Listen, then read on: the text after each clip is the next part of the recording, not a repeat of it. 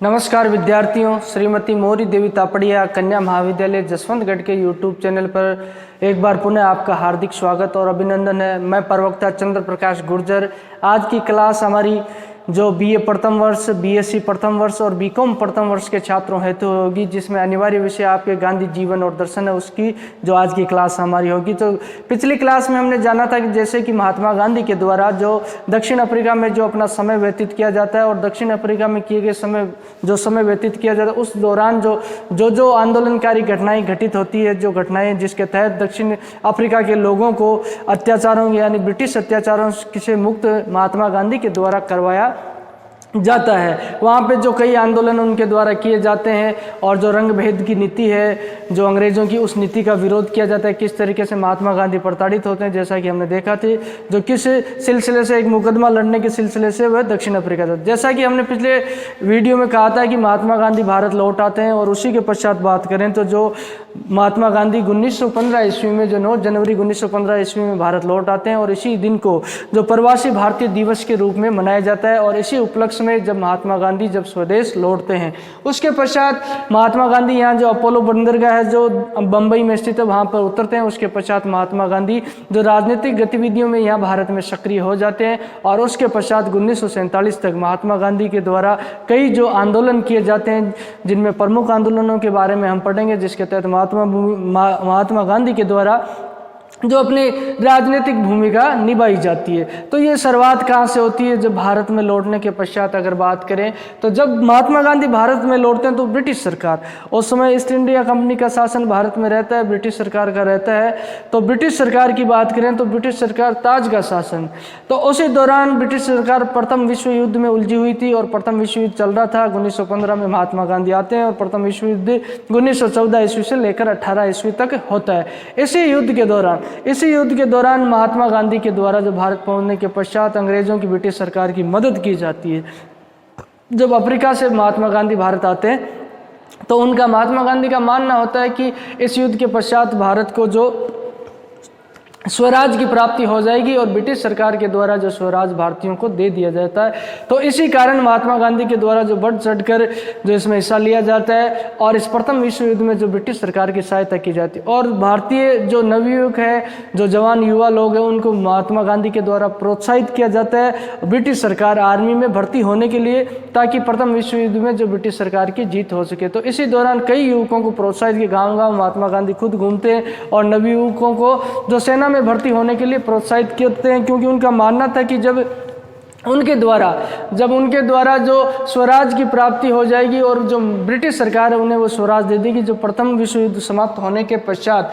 तो इसी सहयोग के कारण, भरपूर सहयोग यहाँ महात्मा गांधी के द्वारा जो ब्रिटिश सरकार का किया जाता है, इस सहयोग के सम्मानपूर्वक बात करें तो महात्मा गांधी को केसर-ए-हिंद की उपाधि दी जाती है ब्रिटिश सरकार के द्वारा। इसी कारण उन्हें केसर-ए-हिंद की उपाधि, जो टाइटल की बात करें, जो टाइटल उनको दिया जाता है। अब ये किस एवज में दिया जाता है बात करें तो दक्षिण अफ्रीका में जो द्वितीय और युद्ध होता है उसमें भी जो अंग्रेजों की खूब मदद महात्मा गांधी के द्वारा की जाती है और उसी समय महात्मा गांधी के द्वारा नटाल इंडियन एम्बुलेंस कोर की स्थापना की जाती है, जिसमें घायल सैनिकों को वह उपचार के लिए मदद करते हैं। जो घायल सैनिक है उनको एम्बुलेंस दल के द्वारा जो यहाँ सहायता उनके द्वारा की जाती है।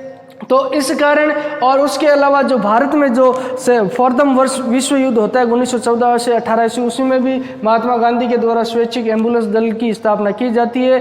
ये भी जो अंग्रेजों की सहायता और घायल सैनिकों की सहायता करता है। तो इसी कारण महात्मा गांधी को जो लॉर्ड हॉर्डिंग, तत्कालीन जो वायसराय हैं, गवर्नर जनरल, उनके द्वारा केसर-ए-हिंद की उपाधि महात्मा गांधी को दी जाती है। अब महात्मा गांधी भारत, जैसे कि उनके राजनीतिक गुरु की बात करें, ऐसे क्वेश्चन, ऑब्जेक्टिव टाइप के क्वेश्चन आपके एग्जाम में पूछ लिए जाएंगे कि महात्मा गांधी के राजनीतिक गुरु कौन थे? तो गोपाल कृष्ण गोखले उनके राजनीतिक गुरु। तो इनसे जो कंसल्ट करते हैं, इनके द्वारा उनको सलाह दी जाती है कि सबसे पहले जो राजनीतिक गतिविधियों में सक्रिय होने से पहले महात्मा गांधी को क्या करना चाहिए? संपूर्ण भारत का भ्रमण करना चाहिए, एक बार संपूर्ण भारत में घूमना चाहिए और उसकी स्थिति और अवस्थिति के बारे में जानना चाहिए। महात्मा गांधी के द्वारा उनके सलाह को स्वीकार कर लिया जाता है, परामर्श को। उसके पश्चात 1 वर्ष तक महात्मा गांधी के द्वारा जो संपूर्ण भारत का भ्रमण किया जाता है। उसी समय बात करें तो भ्रमण के पश्चात जो साबरमती आश्रम की स्थापना उनके द्वारा कर दी जाती है 1916। अब ये साबरमती आश्रम है जो अहमदाबाद गुजरात में इसकी स्थापना की जाती है और साबरमती नदी के किनारे कर दी जाती है। अब यहाँ महात्मा गांधी इस जो आश्रम में स्थायी रूप से रहने लगते हैं और इसी आश्रम में बात करें तो महात्मा गांधी जो अन्य जो व्यक्ति हैं जो उनके अनुयायी हैं तो उनको जो ये सत्याग्रह से संबंधित है या अनशन से संबंधित जो आंदोलनों का प्रशिक्षण यहाँ साबरमती आश्रम में दिया जाता, उनको सिखाया जाता था कि अंग्रेजों की नीतियों के खिलाफ किस तरीके से अपने को आंदोलन करना होगा। तो ये सब चीजें इन्हें साबरमती आश्रम में सिखाई जाती। उसके पश्चात महात्मा गांधी की जो सर्वप्रथम सार्वजनिक उपस्थिति की बात करें तो सार्वजनिक उपस्थिति उनकी होती है फरवरी 1916 में होती है। और ये कहाँ पे होती है? जो वाराणसी में स्थित जो हिंदू विश्वविद्यालय है, वाराणसी में स्थित जो हिंदी विश्वविद्यालय, वहाँ पे इनकी जो सार्वजनिक उपस्थिति हमें देखने को मिलती है। पहले समय जो हिंदू विश्वविद्यालय यहाँ पे जो वाराणसी हिंदू विश्वविद्यालय यहाँ पे जो उद्घाटन समारोह होता है उसमें जो महात्मा गांधी के द्वारा अपना जो पहला भाषण दिया जाता है। BHU में बात करें तो जो बनारस हिंदू विश्वविद्यालय में, तो यहाँ पे बात करें तो इनका पहला उद्घोषण होता है, जो भाषण होता है उद्घाटन समारोह में ये भाग लेते हैं। पहले इनकी सार्वजनिक उपस्थिति यहाँ देखने को मिलती है। उसके पश्चात भारत में अगर बात करें तो प्रथम सत्याग्रह महात्मा गांधी के द्वारा 1917 ईस्वी में किया जाता है। वह कौन सा होता है? चंपारण का सत्याग्रह। चंपारण क्षेत्र की बात करें तो वर्तमान समय में ये बिहार का, तत्कालीन समय की बात करें तो चंपारण जो बिहार में स्थित क्षेत्र है, यहाँ पे जो किसानों की समस्या को लेकर महात्मा गांधी के द्वारा क्या किया जाता है? आंदोलन किया जाता है, सत्याग्रह किया जाता है। और यहीं से महात्मा गांधी के द्वारा जो भारत में प्रथम सत्याग्रह की शुरुआत होती है। यही जो राजनीतिक गतिविधियों की प्रथम शुरुआत हमें यहीं से चंपारण से देखने को मिलती। अब इसके बारे में बात करें चंपारण आंदोलन की, तो 1916 ईस्वी में ये लखनऊ का अधिवेशन होता है, कांग्रेस का वार्षिक अधिवेशन होता है। उस कांग्रेस के वार्षिक अधिवेशन में महात्मा गांधी भाग लेने के लिए जाते हैं और महात्मा गांधी की मुलाकात उसी वक्त बात करें तो जो भेंट होती है जो एक राजकुमार शुक्ल नाम के किसान से होती है। और राजकुमार शुक्ल महात्मा गांधी को अवगत कराते हैं चंपारण की किसानों की समस्याओं के बारे में। उनके द्वारा बताया जाता है किस तरीके से चंपारण में किसानों का शोषण हो रहा है, उन पर किस तरीके से ब्रिटिश सरकार के द्वारा अत्याचार किया जाता है। तो ये बात है जो राजकुमार शुक्ल के द्वारा महात्मा गांधी को बताया जाता है और महात्मा गांधी को आमंत्रित किया जाता है चंपारण में कि आप खुद अपनी आंखों से देख लीजिए किस तरीके से अत्याचार होता है और इस समस्या का समाधान कीजिए और अंग्रेजों के अत्याचार से इन किसानों को मुक्त करवाइए। तो इसी बात पे क्या होता है कि महात्मा गांधी है जो चंपारण जाते हैं। हालांकि चंपारण में जो महात्मा गांधी की उपस्थिति के लिए जो ब्रिटिश सरकार के द्वारा मना कर दिया जाता है, तो फिर भी जबरन जो चंपारण महात्मा गांधी चले जाते हैं और महात्मा गांधी वहाँ जागते हैं और खुद अपनी आंखों से जो किसानों की समस्याओं को देखते हैं और उस किसानों की समस्याओं को देखते हैं इनके द्वारा उन किसानों की समस्याओं को उठाने को निश्चय किया जाता है और ब्रिटिश सरकार के खिलाफ जो आवाज़ उठाई जाती है और समस्त भारत के समक्ष जो इस समस्या को उनके द्वारा रखने का विचार किया जाता है। तो यहीं से जो सत्याग्रह की शुरुआत होती है। जो प्रथम जो सत्याग्रह भारत में इनके द्वारा किया जाता है 1917 में जो चंपारण का सत्याग्रह, प्रथम आंदोलन भी चंपारण का आंदोलन रहता है। यहाँ जो किन कारणों से अगर बात करें तो मूलतः यहाँ 3 कटिया पद्धति प्रचलित थी। जो 3 कटिया पद्धति की बात करें तो ये 3 कटिया पद्धति क्या होती है?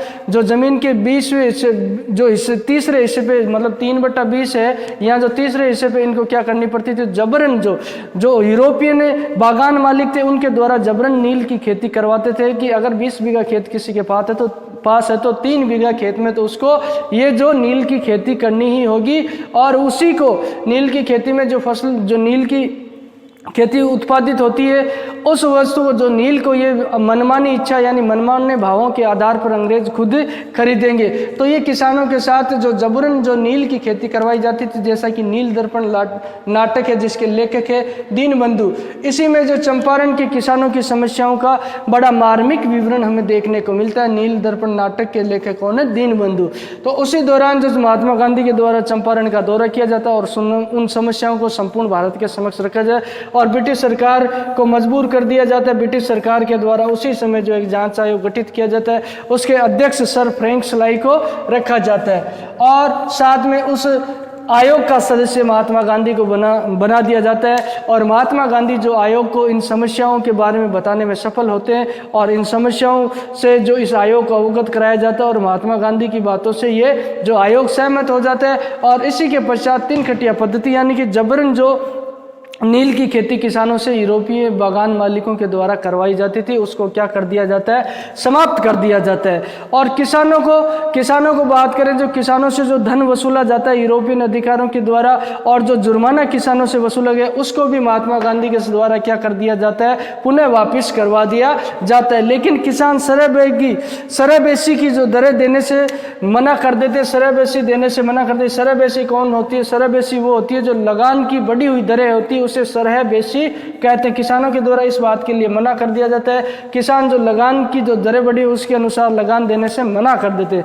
उसके पश्चात बात करें तो यूरोपियन बागान मालिकों ने जो ये सहमत हो जाए, यूरोपीय बागान मालिक इनकी जो किसानों की जमा राशि है जो हर्जाने के रूप में इनसे वसूली गई है उसमें से जो 25% राशि पुनः वापस देने पर क्या हो जाते हैं, सहमत हो जाते हैं। यहाँ महात्मा गांधी की जीत होती है। महात्मा गांधी जो अपनी बातों को मनवाने में जो सफल रहते हैं। और इसी आंदोलन के दौरान महात्मा गांधी के सहयोगी की बात करें तो महादेव देसाई है, JB कृपलानी, राजेंद्र प्रसाद, ब्रज किशोर है, नरहरि पंक है। और इसी समय के पश्चात 1916 से जो निजी सचिव के रूप में महादेव देसाई है जो इनके महात्मा गांधी के कार्य करने लग जाते हैं। अगर पूछा जाए आपसे महात्मा गांधी के निजी सचिव कौन थे तो निजी सचिव थे महादेव देसाई। ऐसे ऑब्जेक्टिव क्वेश्चन आपसे एग्जाम में एग्जामिनर पूछ सकता है। और इसी कारण इसी जो आंदोलन का सफल नेतृत्व जब महात्मा गांधी के द्वारा किया जाता है तो रविंद्रनाथ टैगोर के द्वारा जो गांधी को महात्मा की उपाधि दी जाती है। ऐसे क्वेश्चन एग्जाम पुटअप हो सकते हैं। महात्मा की उपाधि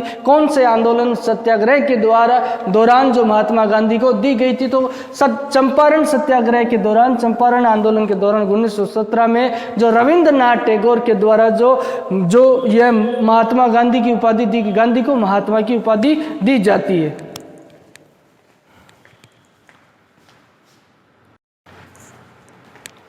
तो विद्यार्थियों, आज की क्लास में हमने जो महात्मा गांधी के भारत आगमन के पश्चात जो राजनीतिक आंदोलन में उनकी जो भागीदारी शुरू होती है और उनके द्वारा जो शुरुआत की जाती है राजनीतिक पारी की और कई आंदोलनों में सक्रिय हो जाते हैं। सक्रिय होने के दौरान जब भारत पहुंचते तो भारत में जो प्रथम विश्व युद्ध चल रहा है उसमें भरपूर सहयोग उनके द्वारा जो ब्रिटिश सरकार का किया जाता है और इसी उम्मीद से किया जाता है कि वह भारत को स्वराज्य सौंप देगी, यानी स्वराज की स्थापना कर देगी। लेकिन इसमें जो बात करें 1914 से 18 ईस्वी जो प्रथम विश्व युद्ध होने के पश्चात जो ये ब्रिटिश सरकार के द्वारा स्वशासन नहीं सौंपा जाता है, जिसी कारण महात्मा गांधी के द्वारा अंततः कई आंदोलन किए जाते हैं। और जिसमें प्रथम आंदोलन की शुरुआत बात करें तो इनके द्वारा जो प्रथम आंदोलन 1917 ईस्वी में जो चंपारण का आंदोलन है, प्रथम सत्याग्रह भारत में किया जाता है। उसी के दौरान जो किसानों की समस्याओं को इनके द्वारा उठाया जाता है। जो राजकुमार शुक्ल है जो इनको बात करते हैं, जो अधिवेशन में लखनऊ अधिवेशन में 1916 में ईस्वी में मिलते हैं और इनके द्वारा जो महात्मा गांधी को चंपारण आमंत्रित किया। चंपारण वर्तमान समय में जो